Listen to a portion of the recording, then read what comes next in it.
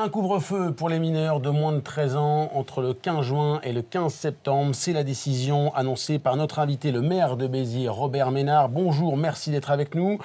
Pourquoi cette décision? Est-ce qu'il y a un problème particulier, selon vous, chez les jeunes à Béziers?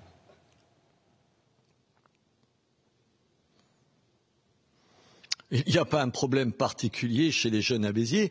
Il y a tout simplement qu'il n'est pas acceptable que des gamins de moins de 13 ans, parfois de 8 ans, de 9 ans, traînent dans les rues le soir. C'est d'abord pas acceptable pour eux, parce qu'on ne sait jamais ce qui peut leur arriver, qu'il n'y ait pas d'adultes à leur côté. C'est un problème de sécurité pour eux. Et ensuite, ils sont souvent, et parfois ou souvent, une nuisance pour les endroits où ils se trouvent. Donc il me semble que le minimum qu'on puisse faire, c'est ce que j'ai proposé, c'est-à-dire que la police municipale ou la police nationale les ramène chez eux et explique à leurs parents qu'à 11h du soir, à minuit, à 1h ou à 2h du matin, la place d'enfants de cet âge-là, c'est d'être chez eux dans leur lit, ou sinon de les amener au commissariat et en demandant aux mêmes parents de venir les chercher. Il faut juste rappeler aux parents qu'ils ont des devoirs. D'abord, le premier, c'est celui de protéger leurs enfants et donc de ne pas les laisser traîner tout seuls dans la nuit.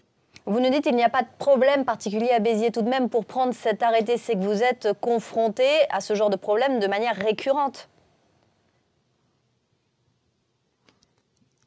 Bien sûr, attendez, ça ne veut pas dire, quand je dis qu'il n'y a pas de problème particulier, c'est que je crains que ça existe dans d'autres villes que Béziers. Oui, bien sûr, dans un certain nombre de quartiers, pas loin d'ici, on est dans l'hôtel de ville, à quelques dizaines de mètres, il y a une place où il y a régulièrement, le soir, des enfants dont on se dit que c'est pas leur place. Pareil dans d'autres quartiers. Si j'ai choisi tel ou tel quartier, c'est que la loi m'oblige à limiter géographiquement cet arrêté, et si c'est dans le temps, c'est aussi parce que on ne peut pas décider comme ça que ce soit ad vitam aeternam. Donc j'ai choisi avec les services concernés les fins de semaine et les vacances scolaires. Il me semble qu'à ce moment-là, c'est là qu'il y a le plus d'enfants dans les rues. Et une fois encore, je crois que n'importe quel parent approuve cette mesure. D'ailleurs, à Béziers, j'ai vu tout un tas de gens qui se félicitent qu'on le fasse d'abord dans l'intérêt des enfants. Alors, au-delà de l'annonce, comment vous comptez l'appliquer? Combien ça va mobiliser de policiers la nuit, évidemment?